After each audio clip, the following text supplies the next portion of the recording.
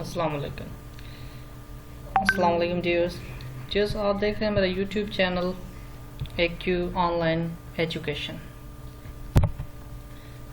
जीअर्स मैं माज़रत करना चाहूँगा क्योंकि मैंने कहा था कि मैं आफ्टरनून को ये मैथमेटिक्स का लेक्चर अपलोड कर लूँगा, तो हुआ यूँ कि कुछ मजबूरियाँ थी या कुछ बिज़ी था मैं, तो कुछ असाइनमेंट मिली हुई थी मुझे, तो इस वजह से मैं वो लेक्चर टाइम पे अपलोड नहीं कर सका। तो मैं इसको अभी अपलोड करने लगा हूँ। उम्मीद करता हूँ कि आपने इतना सफ़र नहीं किया होगा, अगर किया भी है तो माज़रत। तो चलें जी, अगर आपने अभी तक मेरा चैनल सब्सक्राइब नहीं किया तो चैनल को सब्सक्राइब करें, लाइक करें और कमेंट करें। अगर वीडियो अच्छी लगे तो अपने दोस्तों के साथ भी शेयर कर लें, ठीक है जी। तो मैंने कुछ MCQs की सीरीज़ पहले से स्टार्ट की हुई है जिसमें फ़िज़िक्स और मैथ के लेक्चर्स अपलोड किए, फ़िज़िक्स और केमिस्ट्री के लेक्चर अपलोड किए हैं, सॉरी। तो आज जो है मैथ का लेक्चर है, उसमें देखेंगे कि तो जो मेहरान में टेस्ट हुई थी उसमें कौन कौन से क्वेश्चंस आए थे और कौन यानी कि डिफ़िकल्ट थे या इजी थे, उस चीज़ को आज डिस्कस करेंगे, ठीक है जी। चले जी, बिना ताख़ीर इस लेक्चर को स्टार्ट करते हैं। ये वो टेस्ट है, ये ओरिजिनल टेस्ट के ही क्वेश्चंस हैं, ठीक है जी। तो किसी बच्चे ने टेस्ट दी थी तो मैंने वहाँ से ये कलेक्ट किए हैं, या किसी दोस्त से मीन्स किसी सोर्स से मैंने इनको कलेक्ट किया है ख़ास करके आप लोगों के लिए। और आप लोगों के मैसेजेस भी आ रहे थे कि मैथ्स के क्वेश्चन भी आप यहाँ पे अपलोड कर दें सर, तो मैंने ये आपके लिए अपलोड करने लगा हूँ, ठीक है जी। तो पहला क्वेश्चन क्या है, चलो उसको देखते हैं, और वो कौन सी लेवल का है, कैसा है, या कहना क्या चाहता है, या ये चीज़ें सारी आज हम इन क्वेश्चंस को देखेंगे और एनालाइज करेंगे और उनको सॉल्व करेंगे, ठीक। Question number first is sum of two numbers is 25 and the square of their difference is 125, then the number is, ठीक। एक ऐसा नंबर है, ऐसे नंबर हैं दो जिनका सम 25 के इक्वल आता है, अगर उनके डिफरेंस का स्क्वायर कर लिया जाए तो 125 आ रहा है, तो वो नंबर कौन सा है, ठीक है। तो देखते हैं A 25 है, B 125, C 5 या नन ऑफ दिस इनमें से कौन सा है, ठीक है जी। ये 125B आंसर है इसका, ठीक है जी। तो ये कैसे आया इसको हम देखते हैं। ये ऐसे आया कि A प्लस B, जैसे ही इसने सम ऑफ टू नंबर्स का 25 के इक्वल, वो एक इक्वेशन नंबर 1 बन गई, और डिफरेंस का स्क्वायर करेंगे तो 125। जब आप इन दोनों इक्वेशंस को सॉल्व करेंगे you will get the answer that is B। Question number second, ये हिस्ट्री में से है, मैथ्स की हिस्ट्री, यानी डेसिमल नंबर किसने डिस्कवर किया था। Decimal system was discovered by Chinese, Greeks, Egyptians और नन ऑफ दीज। तो ये तो इजी है, आप लोगों को सर्च आउट करना पड़ेगा, गूगल कर लें, या अगर आपको मैथ्स की बुक में मिल जाता है तो वहाँ से देख लेंगे कि ये कहाँ से है। यानी डेसिमल सिस्टम किसने इंट्रोड्यूस कराया था, चाइनीज ने इंट्रोड्यूस कराया था। उसके बाद question number 3, 4 person enter a first class railway compartment in which there are 6 seats. In how many ways can they take their seats?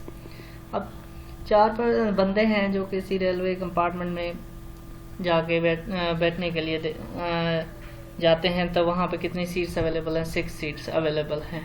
तो वो कितने वेज से अरेंज हो सकते हैं, या वो कितने तरीक़ों से बैठ सकते हैं, ठीक है। उनकी अरेंजमेंट हमें देखनी है कि वो कैसे बैठ सकते हैं, ठीक है। ऑप्शन ए है 361 वेज, 120 वेज, 720 या 360 वेज। ये आंसर आएगा हमारा 360 वेज। तो वो कहाँ से आया, दिस इज द फार्मूला, ठीक है। n फैक्टोरियल डिवाइडेड बाय या ओवर 1 माइनस और होल फैक्टोरियल। n क्या है, टोटल नंबर ऑफ सीट्स। अब यहाँ पे टोटल नंबर ऑफ सीट्स कितनी है, 6, और r क्या है, टोटल नंबर ऑफ पर्सन्स, वो जो बंदे हैं, ठीक है जी। तो आप इसको सॉल्व करेंगे तो आपको ये सॉल्यूशन मिलेगा, ठीक है। ये सॉल्व मैंने किया है। ऊपर 6 फैक्टोरियल लिखेंगे, इस फैक्टोरियल कैसे लिखते हैं, वो ऐसे लिखते हैं 6 मल्टीप्लाई 5 मल्टीप्लाई 4, यानी कि वो ऐसे ही डिसेंडिंग आर्डर में लिखेंगे, ठीक जी। और यहाँ से n 6 है और -4 कर लेंगे तो कितना बच जाएगा, 2, ठीक है। उसके बाद आपको क्या आंसर है, ये वाली चीज़ जो मिलेगी, ठीक है जी। जब आप इसको मल्टीप्लाई करके सॉल्व करेंगे you will get the answer that is D 360।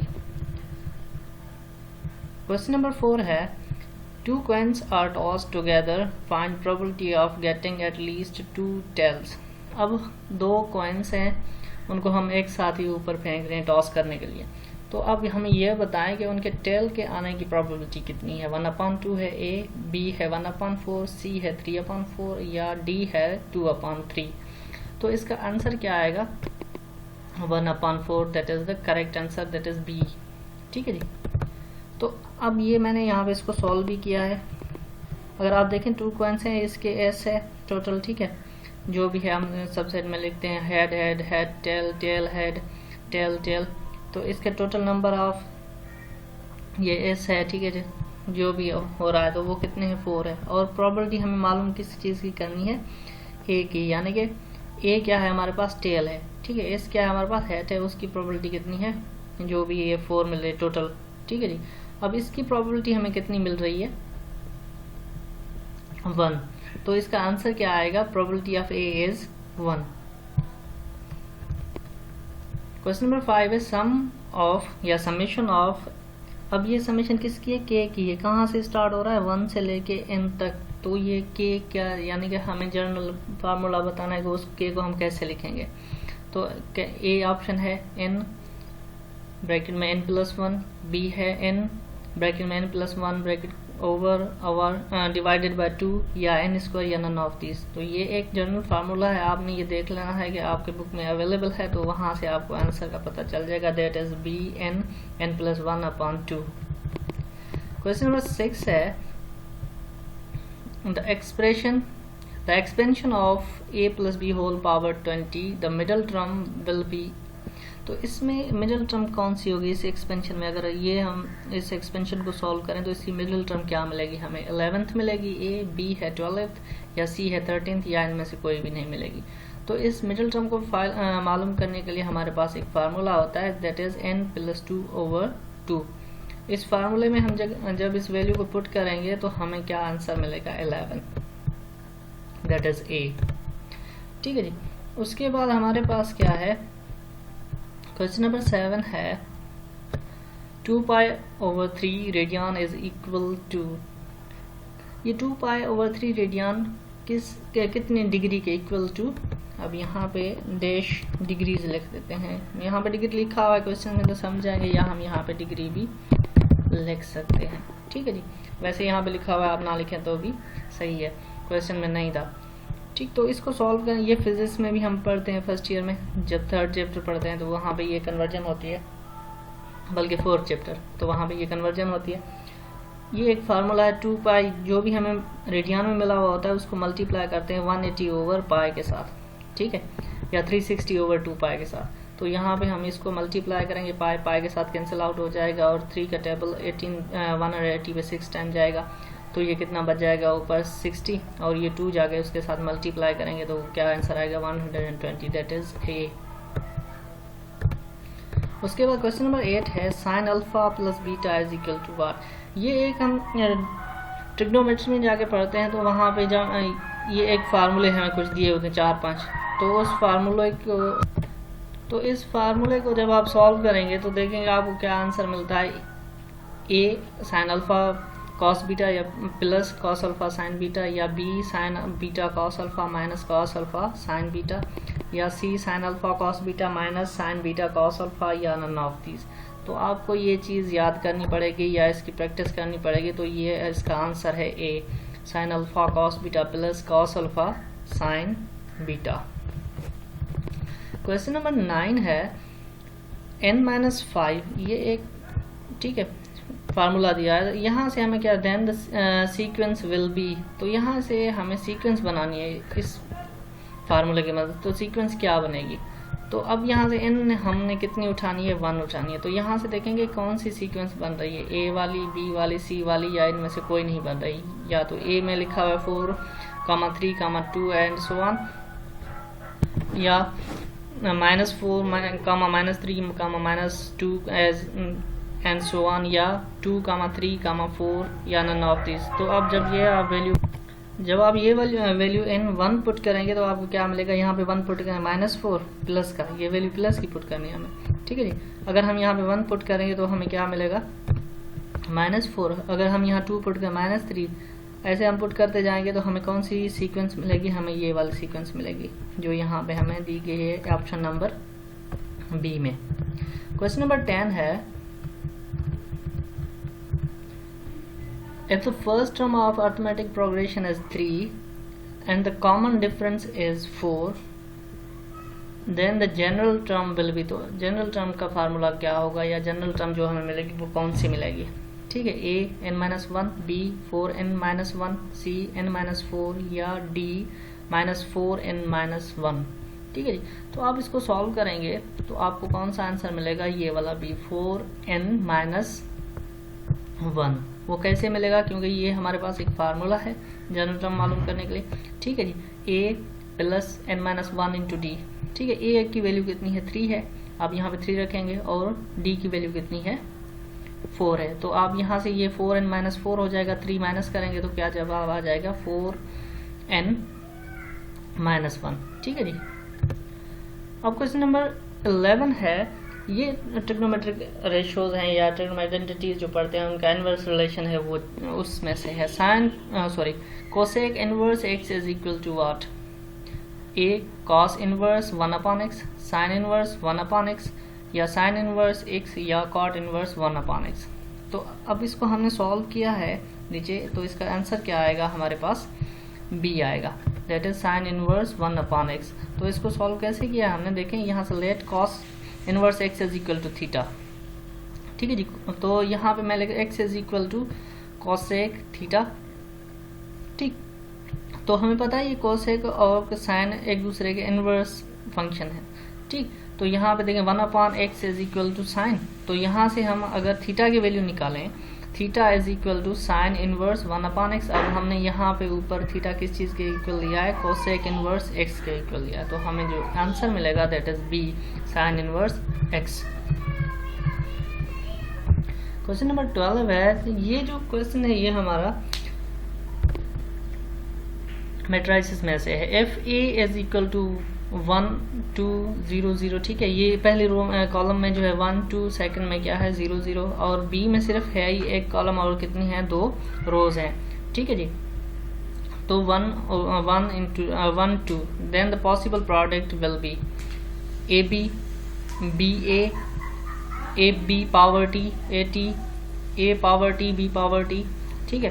तो इनमें से कौन सा आंसर आएगा, तो ये हमारा एक आंसर आएगा जो है ए बी, यानी इनकी प्रोडक्ट के इक्वल आएगा। वो कैसे आएगा, इसके लिए एक हमारे पास नॉर्मल सी ट्रिक है, वो है अगर number of columns number of रोज के इक्वल आ रहे हैं तो हमारा जो आंसर आएगा वो ए बी यानी कि पहले और दूसरे वेक्टर के प्रोडक्ट के इक्वल आएगा, ठीक है जी।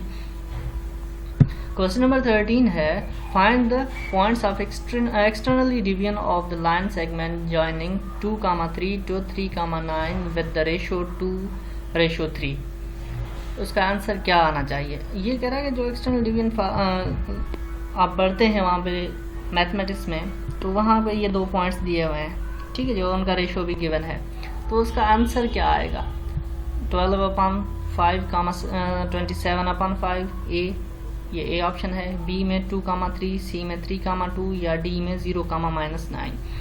तो ये जब आप सॉल्व करेंगे तो आपको क्या आंसर मिलेगा, 0,-9। वो कैसे मिलेगा, ये बाय एक्सटर्नल डिवीजन फार्मूला है, जो फार्मूला x के लिए अगर x की वैल्यू चाहिए तो उसके लिए क्या है, m1 x2 minus m2 x1 divided by m1 minus m2। Similarly जब y के लिए हमें वैल्यू चाहिए तो m1 y2 minus m2 y1 divided by m1 minus m2। अब जब आप ये वैल्यूज पुट करेंगे, यहाँ पे x की वैल्यू पुट करेंगे, ये जो वैल्यू है ये x की है, ये y की है, और सिमिलरली ये x की है और ये y की है। जब आप ये वैल्यूज पुट करेंगे तो आपको ये वाला आंसर मिल जाएगा, ठीक जी।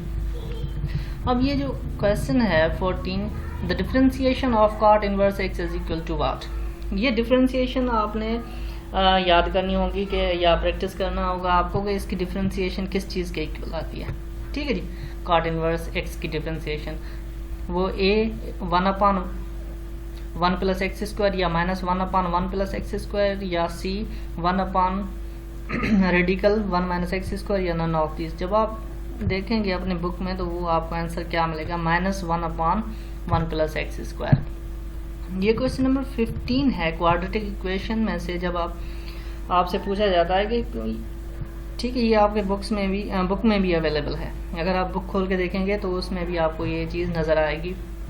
ax square plus by plus C is equal to 0 if ये कंडीशन कब होगी पूछ रहा है, ठीक है। या ए ग्रेटर देन 0 होगा, या ए लेस देन 0 होगा, या A is not equal to 0, या B D both A and C. ये कंडीशन कब होगी, इस पॉइंट पे होगी, इस पॉइंट पे होगी, या यहाँ पे होगी। तो इसका करेक्ट आंसर क्या है? This is the correct answer, that is a is greater than 0। Question number 16 है the domain of 3, 10, 3x is a all real values, b all values, c both a and b, d both a and c। ठीक है जी, इसका answer क्या आएगा? All real values आएगा, जो मैंने यहाँ पे नीचे सॉल्व भी किया है। ठीक है जी, ये तो थे कुछ क्वेश्चंस जो Mehran university of engineering and technology ने 22 अगस्त को जो टेस्ट ली थी उसमें पूछे थे। ठीक है जी, अब हुआ ये है कि जो पहले पैटर्न चल रहा था टेस्ट का, जो पिछले साल पैटर्न था, उसमें होता ये था कि जो कुछ जो क्वेश्चंस आते थे वो बिल्कुल इजी आते थे। यहाँ पे भी ये टेस्ट इजी है, ऐसा नहीं है कि टेस्ट बहुत डिफ़िकल्ट, टेस्ट इजी ही निकाला है इन्होंने। वो मैंने पहले वीडियो लेक्चर में डिस्कस किया क्यों टेस्ट इजी निकाला है। वो कोविड की वजह से और बच्चों की एजुकेशनल कंडीशन की वजह से, यानी कि उनके क्लासेस नहीं चले, उस वजह से इन्होंने इजी टेस्ट निकाला है। दूसरी ये बात है कि ये ट्रेंड चलता था कि सेंटर्स पे टीचर ये बताते थे कि जो एंटी टेस्ट में बहुत ज़्यादा रेशो आता है वो इंटीग्रेशन और डेरिवेशन का आता है, यानी कि जो चैप्टर इंटर के हैं वो इंटीग्रेशन और डिफरेंशिएशन के क्वेश्चन बहुत ज़्यादा आते हैं। लेकिन इस बार मेहरान ने किया ये है कि वहाँ से बिल्कुल कम ही क्वेश्चंस उन्होंने निकाले हैं। बाकी जैसे प्रोबेबिलिटी हो गई, सीक्वेंस सीरीज हो गई, ठीक है, उसके बाद हमारे आइडेंटिटीज़ हो गई, ज्योमेट्रिक आइडेंटिटीज़ या ट्रिग्नोमेट्रिक आइडेंटिटीज़, वहाँ से क्वेश्चन निकाले हैं, हिस्ट्री में से निकाले हैं, यानी कि इंटर को इन्होंने बिल्कुल कम ही टच किया है। फर्स्ट ईयर्स के क्वेश्चन, ठीक है, फर्स्ट ईयर के जो क्वेश्चन है वो बहुत ज़्यादा है इस टेस्ट में। आप इस टेस्ट से अंदाज़ा लगा सकते हैं कि इन्होंने जो फर्स्ट ईयर का पोर्शन है वो बहुत ज़्यादा रखा है, इंटर का बिल्कुल कम रखा है। आपको इंटर के क्वेश्चन मिलेंगे भी तो 3 से 4 या 5 क्वेश्चन मिलेंगे। ठीक है जी, तो ऐसा नहीं है कि आपने इंटर को नहीं पढ़ना, सिर्फ फर्स्ट ईयर को पढ़ना है, आपने पढ़ना दोनों को है। ठीक है, अब मेरे कहने का मतलब ये है कि जो सेंटर्स भी आपको बताया जाता था कि इंटीग्रेशन और डिफरेंशिएशन या जो भी और दूसरे चैप्टर्स हैं उनको ज़्यादा पढ़ो, उनको तो पढ़ो ही पढ़ो, लेकिन अब उसके साथ साथ जो बकाया चैप्टर हैं जिनको हम नहीं पढ़ते, इंक्लूड नहीं करते या उन पर तवज्जो नहीं देते, आप उनको भी जो है टाइम दें, उनको भी रीड आउट कर लें। ठीक है, NED की टेस्ट 2 तारीख को है शायद। तो best of luck and hope for the best. इंशाल्लाह आप अच्छा परफॉर्म करेंगे। अगर आपको ये वीडियो पसंद आई हो तो नीचे कमेंट बॉक्स में कमेंट कर दें, और बहुत ज़्यादा पसंद आई हो तो अपने दोस्तों के साथ भी शेयर कर लें ताकि वो भी इस चीज़ से फ़ायदा उठा सकें। Thank you for watching.